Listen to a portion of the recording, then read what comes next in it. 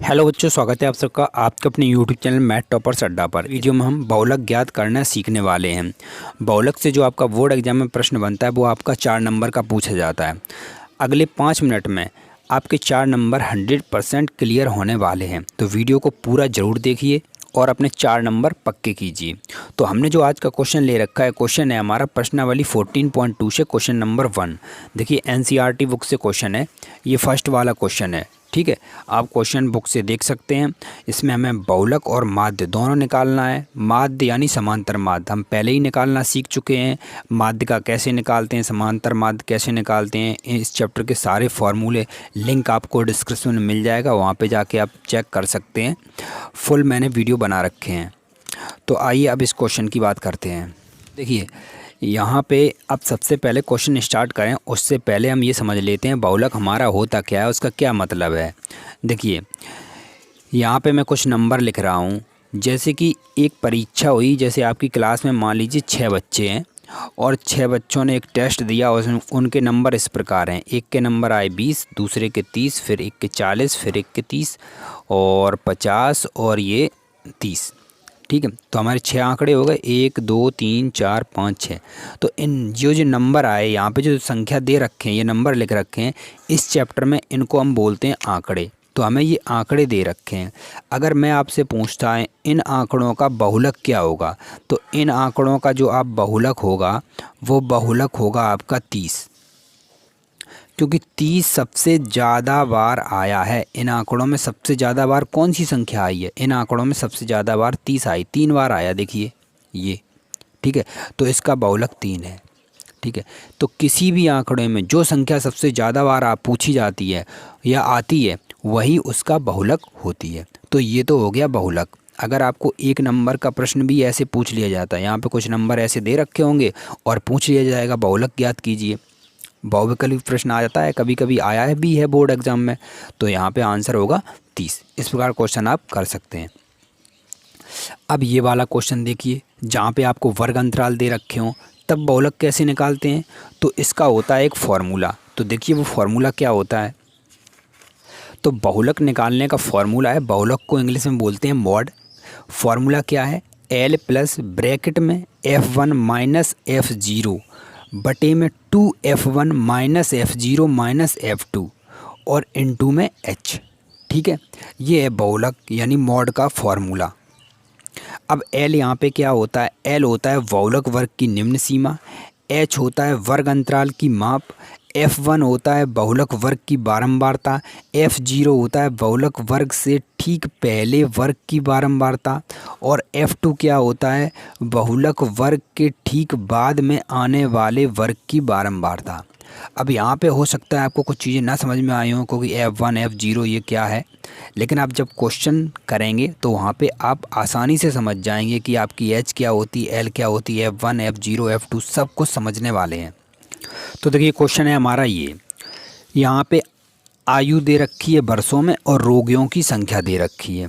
ये होता है हमारा वर्ग अंतराल और ये होती है हमारी बारंबारता। बारंबारता जिसे हम F से प्रदर्शित करते हैं। तो देखिए सबसे पहले आपको क्या करना है, आपको बारंबारता में देखना है। ठीक है, हमने बारंबारता में देखा, अब आपको देखना है सबसे अधिक बारंबारता किसकी है। तो अगर हमने देखा तो सबसे अधिक, हमने ऊपर नीचे सभी देखा तो 23 है, सबसे ज़्यादा बड़ी बारंबारता 23 है। तो जो 23 है उसको आपको मानना है F1। ठीक है, 23 को क्या मानना है, F1। और F1 1 से पहले क्या आता है, 1 से पहले क्या आता है 0, तो ये वाली हो गई F0। ठीक है, और 1 के बाद में क्या आता है, 1 के बाद में आता है 2, तो ये हो गया आपका F2। आसानी से याद हो गई।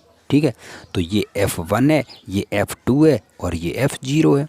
अब इस F1 जो अपने सबसे शुरुआत में ले रखी थी, सबसे अधिक बारंबारता थी, उसी के सामने का वर्ग अंतराल लेना है। ये रहा इसका वर्ग अंतराल। ठीक है, अब देखिए इसको लिखना कैसे है, लिखना ही इम्पॉर्टेंट है, तभी आपको नंबर मिलेंगे वरना नंबर नहीं मिलेंगे। तो देखिए कैसे लिखेंगे, अधिकतम, ये है सबसे अधिकतम, अधिकतम बारंबारता वाला वर्ग अंतराल। ठीक है, हम लिखेंगे अधिकतम बारंबारता वाला वर्ग अंतराल। कितना दे रखा है आपका, 35 और ये 45। वर्ग अंतराल में ये जो पहले लिखा होता है इसे बोलते हैं हम निम्न सीमा और इसे बोलते हैं उच्च सीमा। तो आपकी यहाँ से निम्न सीमा निकल आई। निम्न सीमा को किससे प्रदर्शित करते हैं? L से। तो ये आपकी 35 आ गई। ये सब आपको लिख के आना पड़ेगा तभी नंबर मिलेंगे आपके, याद रखना। आपको F0 लिखना है और F2 लिखना है और F1, इनको सभी को लिखना है। देखिए मैंने सभी को उनके नामों के साथ लिख दिया। यहाँ से हमने निम्न सीमा निकाली, निम्न सीमा को हम L से प्रदर्शित करते उसको हमने 35 लिखा, ठीक है। बहुलक वर्ग की बारंबारता को हम F1 से प्रदर्शित करते हैं, ये रही बहुलक वर्ग की बारंबारता। तो हमने पूरा हिंदी में लिखा बहुलक वर्ग की बारंबारता 23। अब आपको F0 लिखना है। F0 क्या है? बहुलक वर्ग के ठीक पहले वाले वर्ग की बारंबारता। F0 कितना था? 21, ठीक है। आप देख सकते हैं बहुलक वर्ग के ठीक पहले वाले वर्ग की बारंबारता कितनी है? 21। इसको हमने 21 लिखा, ठीक है। अब F2 लिखना है, तो इसका नाम क्या है? बहुलक वर्ग के ठीक बाद वाले वर्ग की बहुलक वर्ग इसे बोलते हैं बहुलक वर्ग के ठीक बाद वाले वर्ग की बारंबारता। तो वो कितनी है? 14। इस प्रकार हमने यहाँ पे लिखा बहुलक वर्ग के ठीक बाद वाले वर्ग की बारंबारता 14। तो हमारा सब कुछ आ चुका है। अब हमें H और निकालना है। H को हम क्या बोलते हैं? बहुलक वर्ग की माप या विस्तार। बहुलक वर्ग की माप। अब देखिए बहुलक वर्ग की माप क्या है? जो आपके अंतराल हैं ये दे रखा है 45 और 35, इनके बीच कितने का गैप है वही वर्ग माप होता। तो 45 में से आप 35 माइनस कर दीजिए, यहीं से कितना आ जाएगा? 10 आ जाएगा। तो ये आपकी 10 है, ठीक है। अब हमने सब कुछ लिख लिया है। ऐसे आप अगर लिखेंगे तो आपको पूरे नंबर मिलने वाले हैं, ठीक है। अब क्या करना है? अब हम फार्मूला लिखते हैं, उसी फार्मूले में इन सभी को आपको रखना है। बहुलक का क्या फार्मूला होता है? बहुलक का फार्मूला होता है L plus F1 minus F0 बटे में 2F1 माइनस F0 और माइनस F2 और ये ब्रैकेट और इनटू में H।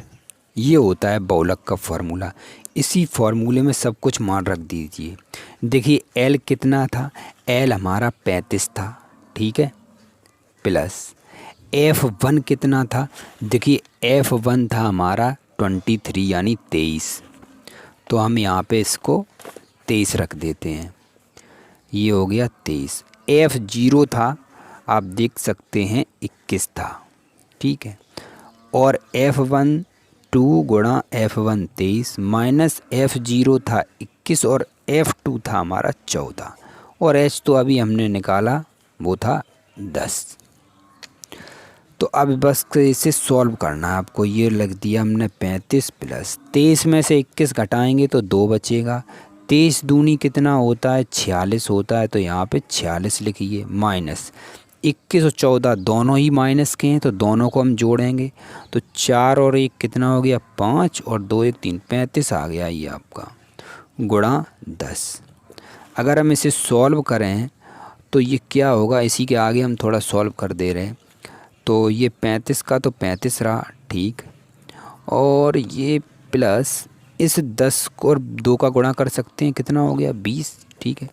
46 में से अगर 35 घटाएँ तो 6 में से 5 गया 1 और ये 1, इतना आएगा 11 आएगा। तो आपका कितना बचा? 35 प्लस 11 से आपको 20 में भाग देना है। तो 11 में जब 20 से भाग देंगे तो ये आपका आएगा कुछ 11 एकम 11 11 दूनी 22 यानी 2 बार ज़्यादा हो जाएगा तो एक ही बार आ जाएगा 1.8, ऐसी कुछ आएगा लगभग, ठीक है। तो जब हम इसे जोड़ेंगे तो 35 और 1 कितना हो गया? 36.8। तो यही आपका आंसर है। इस चैप्टर का कोई भी अगर आपको टॉपिक पर वीडियो चाहिए तो वीडियो का लिंक डिस्क्रिप्शन में मिल जाएगा, वहाँ पे जाके आप चेक कर लीजिए। तो ऐसे ही इंपॉर्टेंट क्वेश्चन के लिए चैनल को सब्सक्राइब कीजिए, वीडियो को लाइक और शेयर कीजिए। मिलते हैं नेक्स्ट वीडियो में, तब तक के लिए जय हिंद।